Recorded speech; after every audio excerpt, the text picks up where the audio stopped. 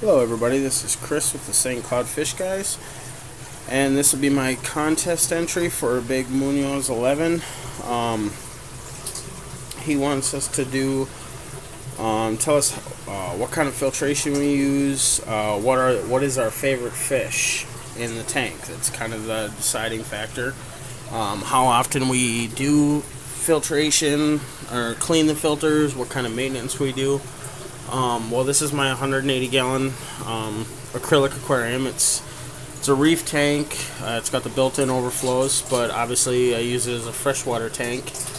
The only sad part is, well, I have two favorite fish. One of them is my stingray Steve, who actually, unfortunately, he died this morning.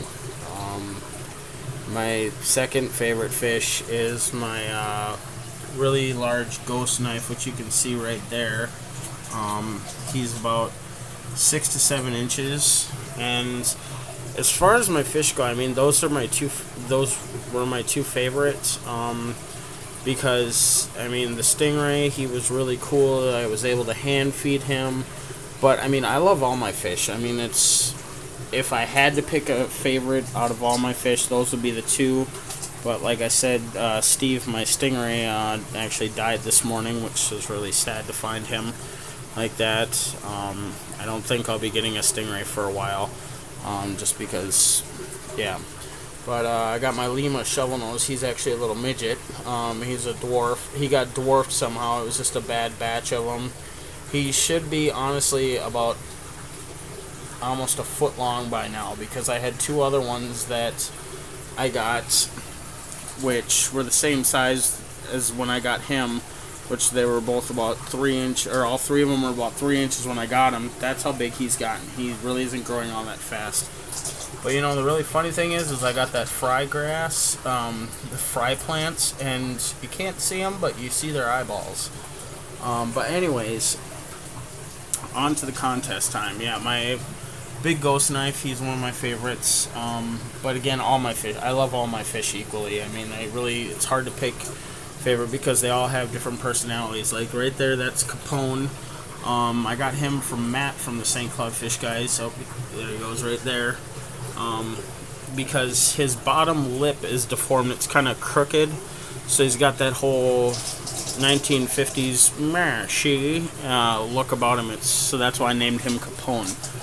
But anyways, on to my filtration. As you guys have seen before, I have quite an over-the-top filtration system, but I've always been that way with my filtration. Back here, I just turned on the lights, is my 56-gallon column aquarium. This whole system is all tied together. This whole system runs off one 40-gallon breeder sump, which I'll show you guys in a minute here. That's my other big fish named Susie. Hi, Susie. But how it works is obviously you have the overflows, the overflow in the 180, which flows down into the sump. It has two 1,200 gallon per hour return pumps on it, which come up obviously right there in the corners, and it's kind of cool because it comes up the overflow, and the guy who I bought this from drilled out each corner and put them in there. I just modded them out how I saw fit. But I also have two 600 gallon per hour pumps, which run up to this 56 gallon column aquarium, which is plants. Move this out of the way a little bit, which is just kind of a,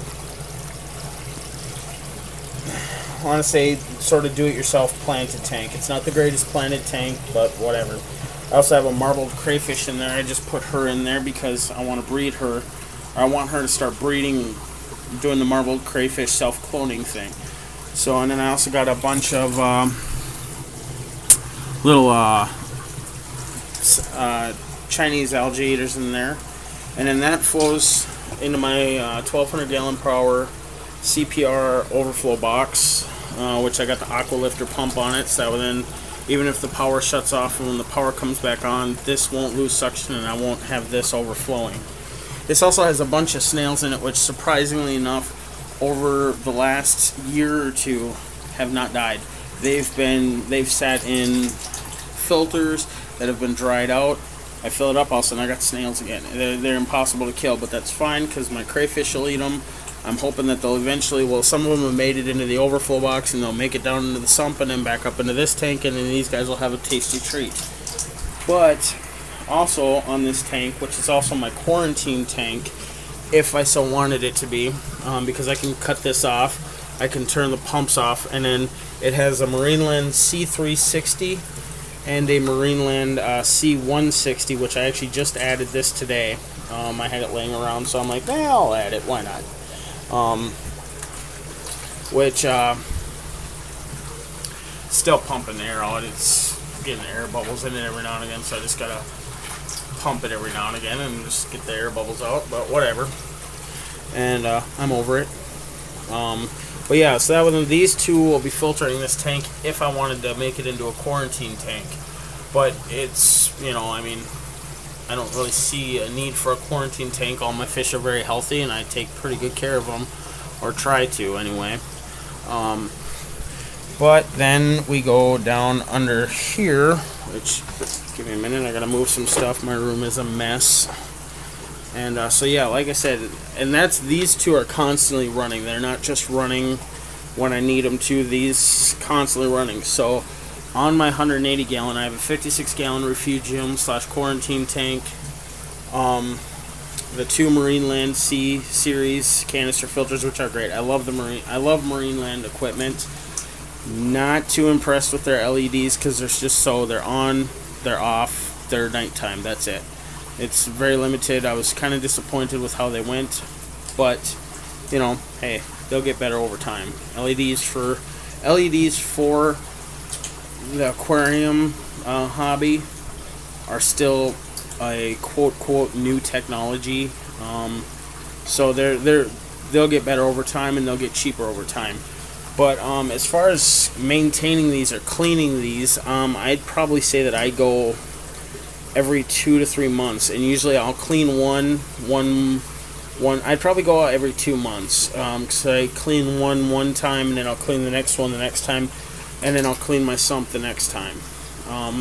So I'd say over a probably 6-month period, all my filters get cleaned, because that way then I'm not losing the beneficial bacteria out of them if I clean them all at once, and then I won't have to worry about new tank syndrome or anything like that. Plus, also in the tank, in my big 180, I have 2 small sponge filters, which I use a lot. Well, they're on all the time too, but let me just move some stuff here, and then we'll go take a little trip underneath the underneath here. And I need to clean my room. So, but underneath here is my 40 breeder sump, which I have 2 really large sponge filters on, but everything flows down into here, which you can see. These 2 pipes are from the 56 gallon, and then the big pipe obviously is from my 180 gallon. And again, I clean this probably once, I want to say once every couple months. Clean it, but that's only if, you know, I kind of cycle through how I clean my tanks. I have these LED lights on, which I just bought those at Walmart. They're nothing special. I got a tangled mess of cords and everything, because like any other aquarium person, we're constantly messing with our aquariums. It's a never-ending project. If you're addicted like I am, some people are addicted to drinking, drugs, and women's. I'm addicted to aquariums, so I gotta work 2 jobs just to support my addiction. So, but yeah, I also have a JBJ True Temp titanium heater on there. It's 1,000 watts, so that one heater keeps it all, keeps everything heated. The 180 gallon and the 56 gallon, which they're spendy heaters, but if you have the money to buy them, totally worth it. I would go with titanium heaters all day, every day. But yeah, then you can see the pumps, which the pumps I actually clean probably once every 2 to 3 months. It's not a really regular thing. I do have some fish down here, which you can kind of see some bacteria and muck growing on the bottom of this, which I don't mind. But yeah, this you can kind of see up there. I have a little access panel, which there's my main power switch. Which if I reach through the top when it comes to feeding, because this is a tank with overflows, I feed my cichlids a mixture of sinking and floating food. So well, all the pumps are actually right here. So if I flick this switch, it turns off all the pumps, and then you can see my sump filling up here, and you can hear my power head going nuts. So I'll turn that pumps back on. But yeah, I got aeration down here. I also have another pump dedicated strictly to aeration. Then you can see one of my bamboo shrimp down there. That's another thing that I'm going to mention. Sorry if I'm making this, an 11-minute video so far. I'm really sorry. I'm kind of gabby when it comes to talking about my fish tanks.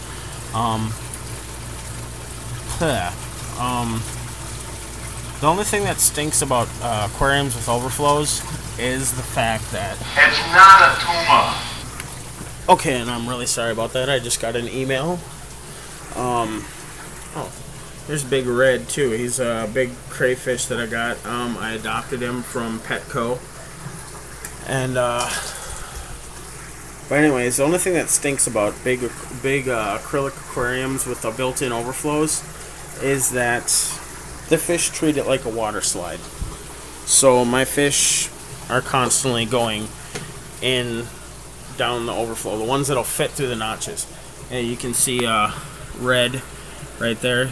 He's pretty camera shy, but yeah, you can see him. And then there's, see, unlike Matt, I mean, like bigmunoz and all you cichlid guys out there, the difference between me and you guys is you guys can sit there and say all the Latin names and all the technical names of all your cichlids. Me, I'm still learning cichlid names. I'm the guy that goes, wow, that's a pretty cichlid, and then I'll ask Matt, hey, are these compatible together? But yeah, that's one thing that I definitely give you guys props on is knowing your cichlids. Where me, I'm like, oh, that's a pretty fish, I want it. But there goes Red. Oh, now he's frozen. He's like, oh god, get that light out of my face. But yeah, as far as the glass goes, I mean, I really don't, or the acrylic goes, I